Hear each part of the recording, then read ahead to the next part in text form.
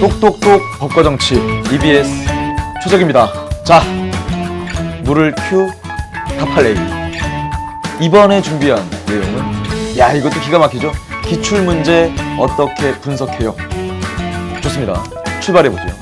여러분의 똑소리 나는 이 질문에 대한 똑바른 답을 해드리겠습니다. 일단은 시작은요, 기출문제가 무엇인가?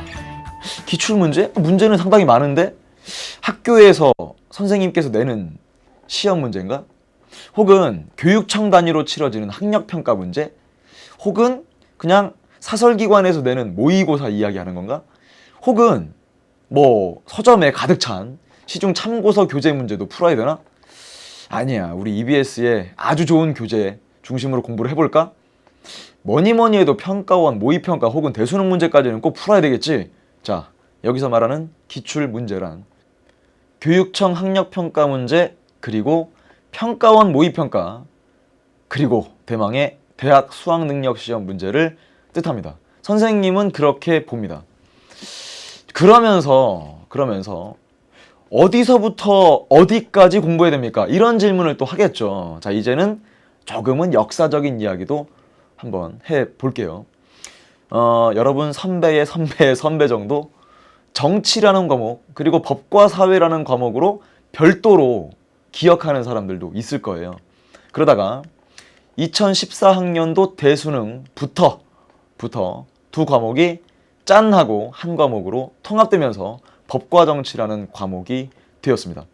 생각을 해보세요. 그전에는 정치도 20문제, 법과 사회도 20문제 이렇게 되다가 통합되면서는 그냥 법과 정치로 20문제를 낸단 말이에요. 출제 비중과 포인트가 분명 바뀌었겠죠. 그러니까 지금 기출문제를 풀겠다. 그럼 어느 세월의 옛날 문제까지 막 다 푸실 겁니까? 우선순위를 말씀을 드릴 거예요. 학력평가 문제는요, 2012년 2학년 문제, 그리고 2013년 3학년 문제부터 풀어주고요. 평가원 모의평가 혹은 대수능 문제는 2014학년도 찍힌 문제부터 풀어주시면 되니까 모의평가는 6월 모의평가 문제부터, 수능은 그리고 2014학년도 대수능 문제부터 풀어주시면 돼요. 자, 뿐만 아니라 2017학년도 대수능부터는 교육과정이 개정되었습니다. 자, 여러분, 교육과정을 개정했대요. 그러면 개정할 때는 목적을 띠지 않겠습니까? 그때 그전과 바뀐 게 있습니다. 바뀌었다는 건 어떤 건 강화됐을 거고 어떤 건 또 약화되거나 빠진 부분이 있을 거예요. 그럼 여러분, 빠진 것도 그냥 빠졌지만 이건 과감하게 우리 시민의 교양이니까 한번 다뤄보자. 자, 이거는 수험생의 마인드가 아니기 때문에 빠진 부분은 넘어가도 되고요. 그러면 중요한 건 선생님, 무엇이 빠지거나 무엇이 약화되거나 혹은 어떤 게 새로 들어오거나 강화됐는지 어떻게 알아요? 교과서에다 표시가 돼 있나요? 아니잖아요. 그러니까 전문가의 강의를 듣는 것도 아주 좋은 방법 중에 하나입니다. 왜냐면 여러분이 그걸 하나씩 다 캐치해서 선별해내지 못하는 이상 전문가가 계속 잡아줄 거예요. 그 전문가는 어디 있어요? 멀리서 찾지 마시고요. 지금 이 목소리를 듣고 있는 선생님도 그 중에 한 명이지 않겠습니까? 잘 알려드릴 겁니다. 우선순위를 알려드릴 거거든요. 이런 질문을 또 많이 해요. 오답 정리는 어떻게 하나요? 선생님, 저는 초등학교 때부터 지금까지 계속 문제를 풀어오면서 주변에서 오답 정리 이렇게 해라 많은 방법들을 들었는데 확실한 한 가지 방법만 말씀해 주세요.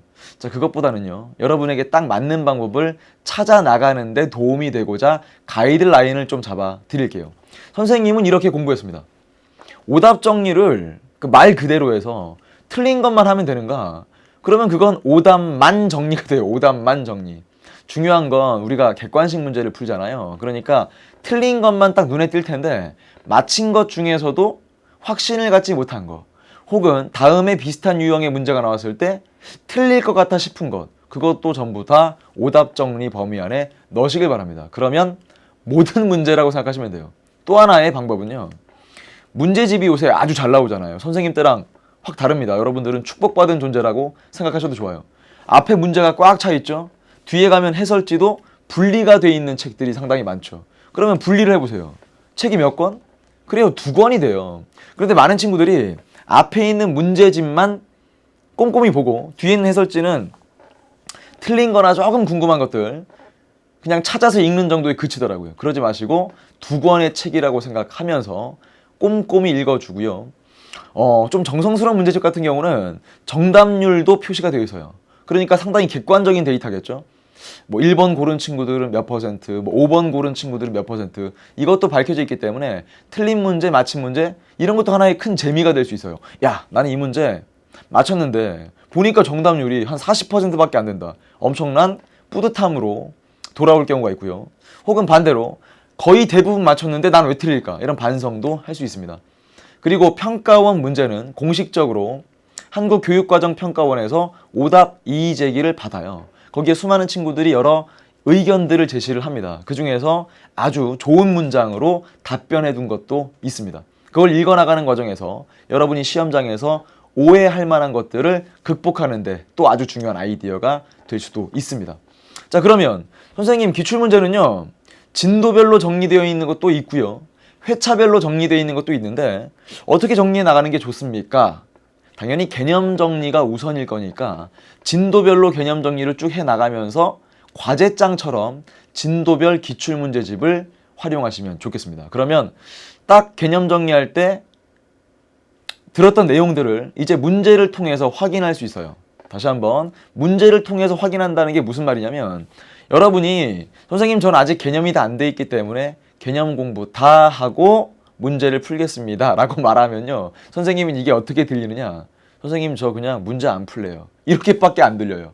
그러니까 틀려도 좋습니다. 우리는 시험장에서 틀리지 않도록 하는 준비를 하는 거지, 기출문제집부터 다 맞춰야 된다는 강박관념에 시달리지 않아도 좋고요.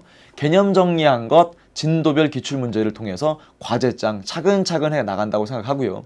이제 어느 정도 완성이 됐다, 한 바퀴 다 돌았다, 그러면 이제 회차별로 성취도를 측정할 필요가 있죠. 자, 이번 회차는 40점이야. 다음 회차 풀어보니까 43점이더라. 그 다음 회차 47점이더라. 이런 성취감을 회차별 정리할 때 얻어가시면 좋을 거예요. 또 하나의 중요한 팁은요, 이래요.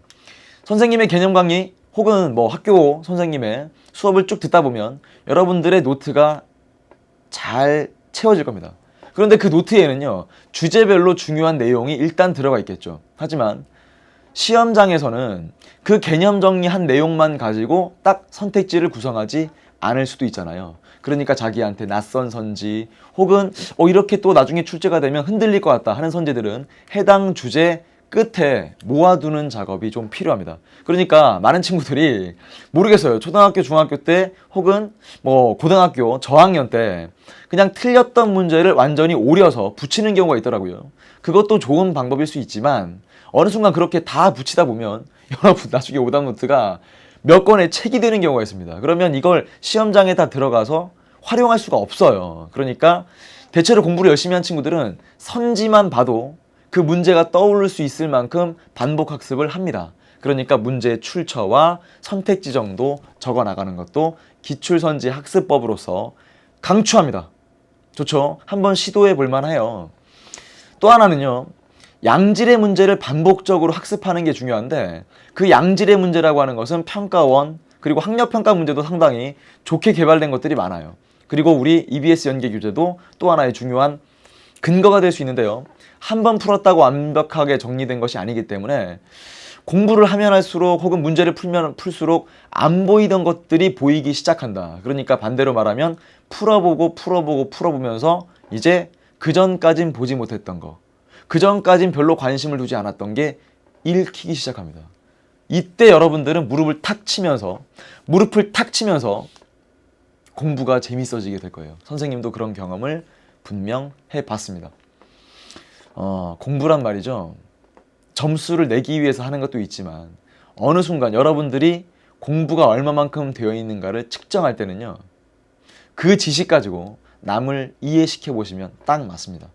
선생님의 설명 쭉 듣다가 그래 뭐 이 정도 내용이겠지 뭐, 그래 나 이거 들어본 적 있어, 나 이해가 돼 하는 정도는 딱 귀염둥이 수준입니다. 거기서 벗어나셔야 돼요. 법과 정치를 처음 공부하는 친구를 이해시킬 정도로 연습하셨으면 좋겠습니다. 이 말을 선생님과 선생님의 제자들은 이렇게 부르곤 합니다. 남을 이해시킬 수 없는 얄팍한 지식은 자기 것이 아닙니다.